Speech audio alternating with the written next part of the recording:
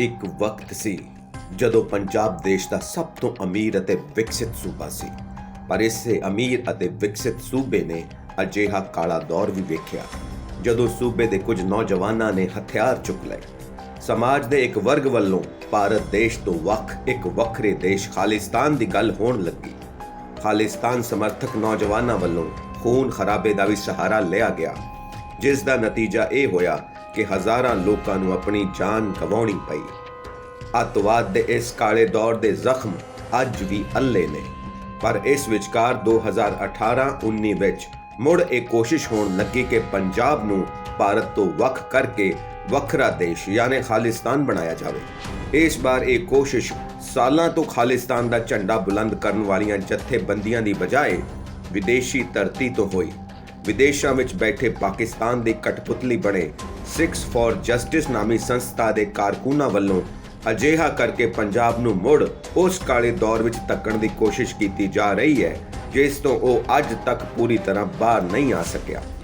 ਪਾਕਿਸਤਾਨ ਦੀ ਬੋਲੀ ਬੋਲਣ ਵਾਲੀ ਖਾਲਿਸਤਾਨ ਪੱਖੀ ਜਥੇਬੰਦੀ ਸਿੱਖਸ ਫॉर ਜਸਟਿਸ ਅਤੇ ਉਸ ਦੇ ਲੀਗਲ ਐਡਵਾਈਜ਼ਰ ਗੁਰਪਤਵੰਤ ਸਿੰਘ ਪੰਨੂ ਨੇ ਰੈਫਰੈਂਡਮ 2020 ਦਾ ਇੱਕ ਨਾਕਾਮ ਸ਼ਗੂਫਾ ਛੱਡਿਆ। ਜ਼ਾਹਿਰ ਹੈ ਭਾਰਤ ਅਤੇ ਖੁਦ ਪੰਜਾਬ ਨੇ ਇਸ ਸ਼ਗੂਫੇ ਨੂੰ ਹਵਾ ਨਹੀਂ ਦਿੱਤੀ ਅਤੇ ਇਹ ਕੋਸ਼ਿਸ਼ ਅੱਜ ਤੱਕ ਕਾਮਯਾਬ ਨਹੀਂ ਹੋ ਸਕੀ। ਇਸ ਵਿਚਾਲੇ 10 ਜੁਲਾਈ 2019 ਨੂੰ SFJ ਦੀਆਂ ਦੇਸ਼ ਵਿਰੋਧੀ ਗਤੀਵਿਧੀਆਂ ਨੂੰ ਵੇਖਦੇ ਹੋਏ ਇਸ ਨੂੰ ਭਾਰਤ ਵਿੱਚ ਬੈਨ ਕਰ ਦਿੱਤਾ ਗਿਆ। ਫਰਵਰੀ 2022 ਵਿੱਚ ਕੇਂਦਰ ਨੇ SFJ ਨਾਲ ਜੁੜੇ ਐਪ, ਵੈਬਸਾਈਟ ਅਤੇ ਚੈਨਲ ਵੀ ਬਲੌਕ ਕਰ ਦਿੱਤੇ ਨੇ। ਪਰ ਆਖਰ ਸਿੱਖਸ ਫॉर ਜਸਟਿਸ ਨਾਂ ਦੀ ਇਹ ਸੰਸਥਾ ਕੀ ਹੈ? ਇਸ ਦਾ ਵਜੂਦ ਕੀ ਹੈ? ਇਸ ਪਿੱਛੇ ਕਿਹੜੀਆਂ ਸ਼ਕਤੀਆਂ ਨੇ ਤੇ ਕਿਉਂ ਇਸ ਨੂੰ ਬੈਨ ਕਰਨ ਦੀ ਨੌਬਤ ਆਈ? ਇਸ ਰਿਪੋਰਟ ਵਿੱਚ ਅਸੀਂ ਇਹ ਸਾਰੇ ਸਵਾਲ ਜਾਣਨ ਦੀ ਕੋਸ਼ਿਸ਼ ਕਰਾਂਗੇ। ਸਿੱਖਸ ਫॉर ਜਸਟਿਸ ਨਾਮੀ ਸੰਸਥਾ ਦੀ ਸ਼ੁਰੂਆਤ ਸਾਲ 2007 ਵਿੱਚ ਅਮਰੀਕਾ ਵਿੱਚ ਹੋਈ ਸੀ ਤੇ ਇਸ ਸੰਸਥਾ ਦਾ ਮੁੱਖ ਮਕਸਦ ਪੰਜਾਬ ਵਿੱਚ ਵੱਖਰਾ ਦੇਸ਼ ਖਾਲਿਸਤਾਨ ਬਣਾਉਣ ਦਾ ਹੈ।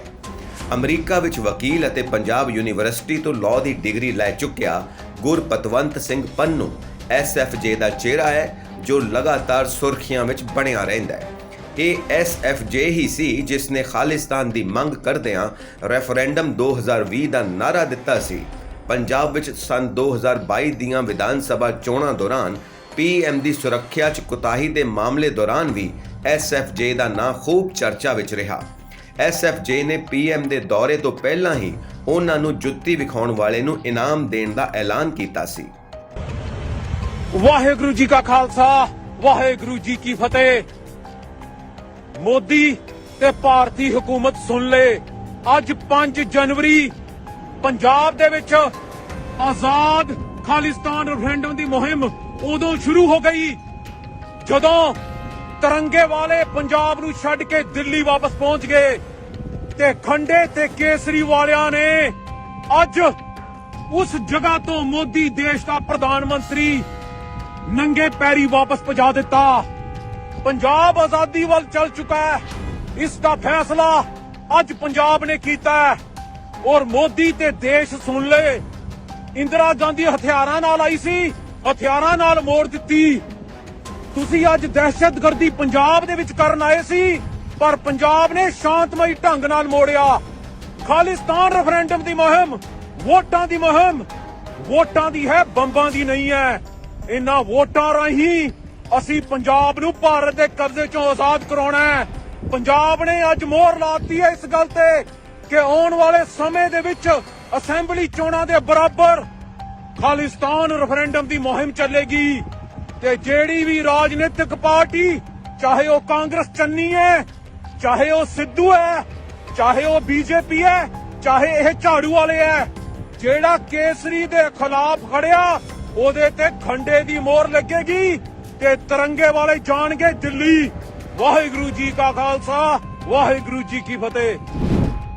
ਇੰਨਾ ਹੀ ਨਹੀਂ, PM ਦੀ ਸੁਰੱਖਿਆ 'ਚ ਕੁਤਾਹੀ ਦਾ ਇਹ ਮਾਮਲਾ ਜਦੋਂ ਸੁਪਰੀਮ ਕੋਰਟ ਪਹੁੰਚਿਆ ਤਾਂ ਉੱਥੋਂ ਦੇ ਵਕੀਲਾਂ ਅਤੇ ਜੱਜਾਂ ਨੂੰ ਵੀ ਮਾਮਲੇ ਤੋਂ ਦੂਰ ਰਹਿਣ ਲਈ ਧਮਕੀ ਭਰੇ ਫੋਨ ਕੀਤੇ ਗਏ।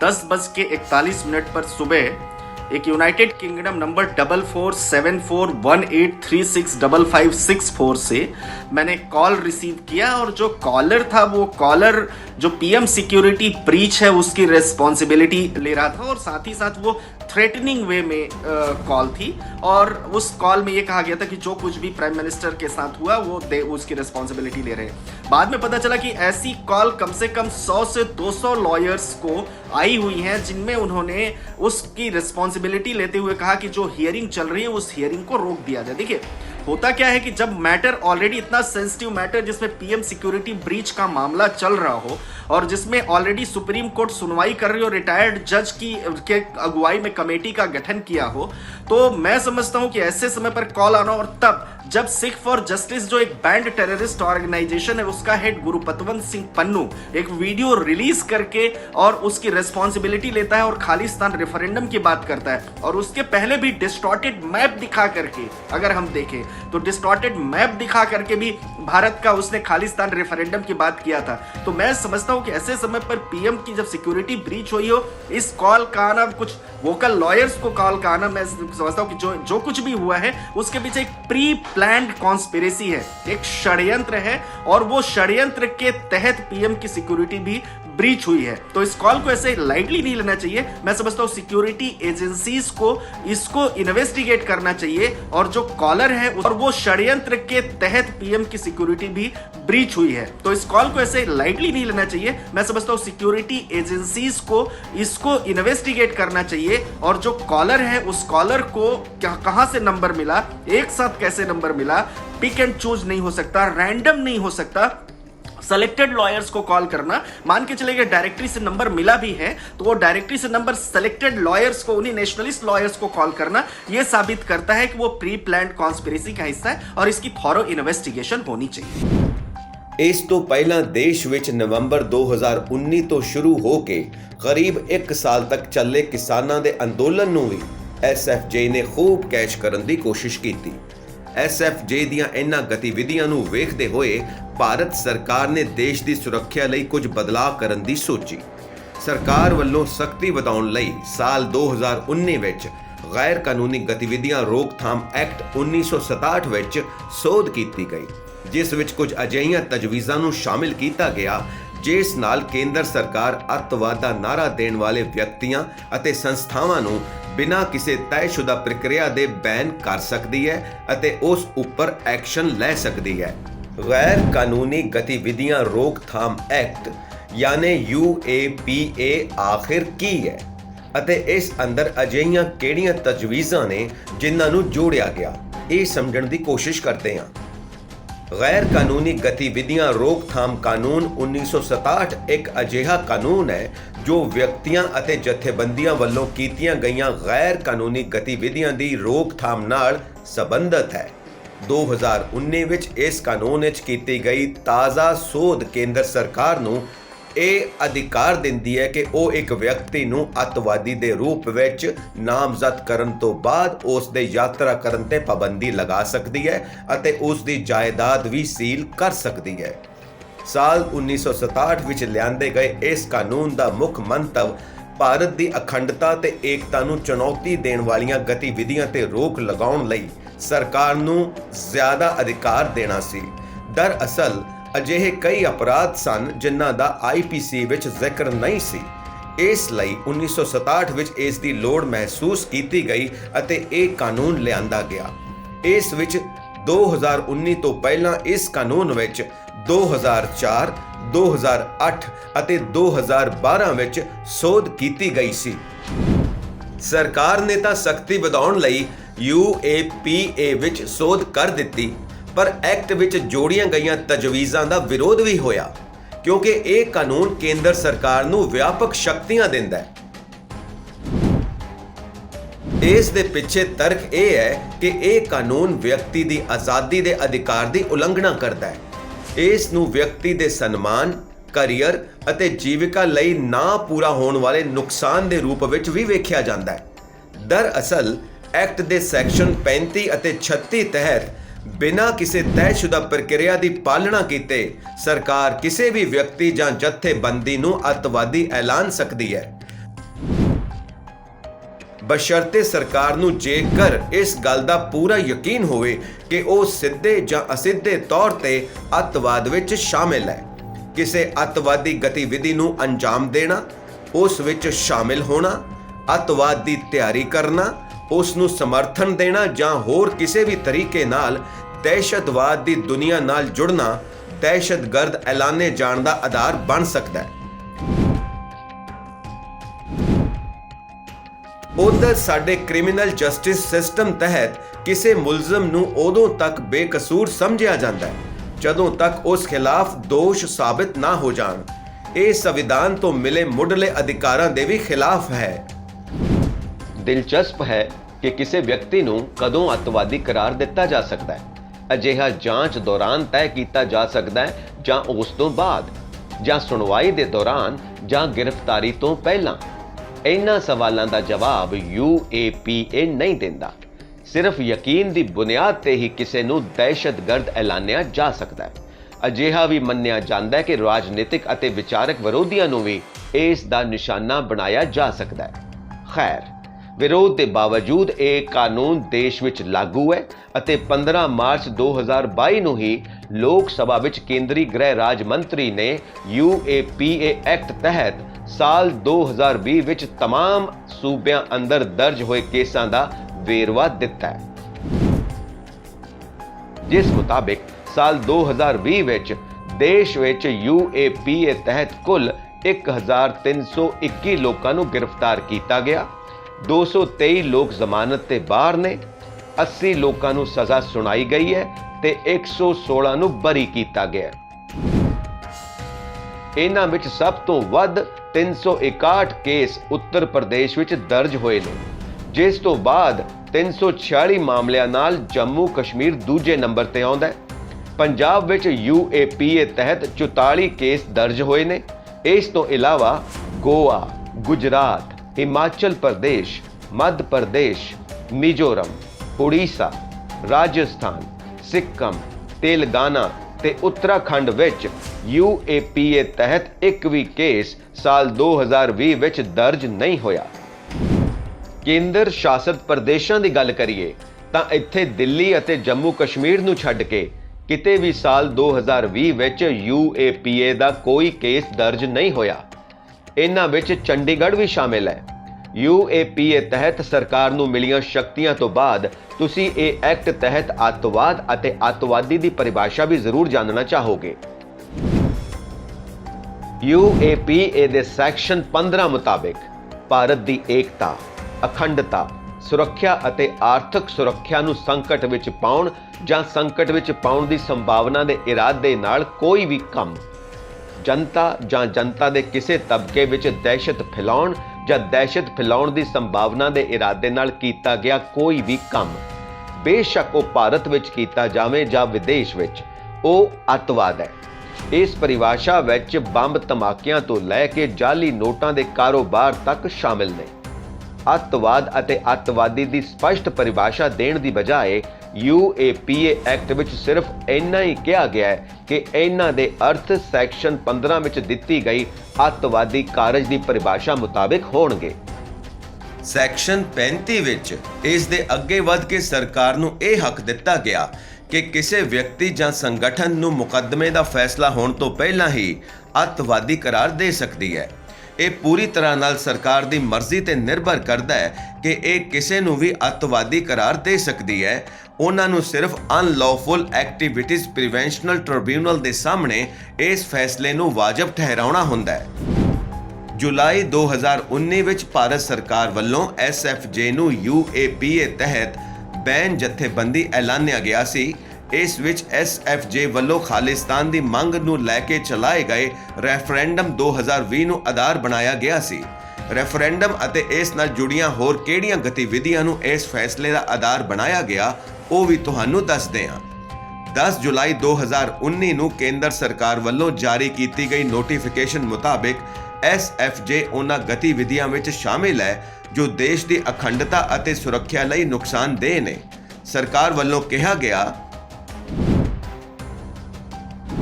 SFJ ਪੰਜਾਬ ਸਮੇਤ ਹੋਰ ਥਾਵਾਂ ਤੇ ਦੇਸ਼ ਵਿਰੋਧੀ ਅਤੇ ਵਿਨਾਸ਼ਕਾਰੀ ਗਤੀਵਿਧੀਆਂ ਵਿੱਚ ਸ਼ਾਮਿਲ ਹੈ, ਜਿਸ ਦਾ ਮੰਤਵ ਭਾਰਤ ਦੀ ਏਕਤਾ ਅਤੇ ਖੇਤਰੀ ਅਖੰਡਤਾ ਨੂੰ ਨੁਕਸਾਨ ਪਹੁੰਚਾਉਣਾ ਹੈ।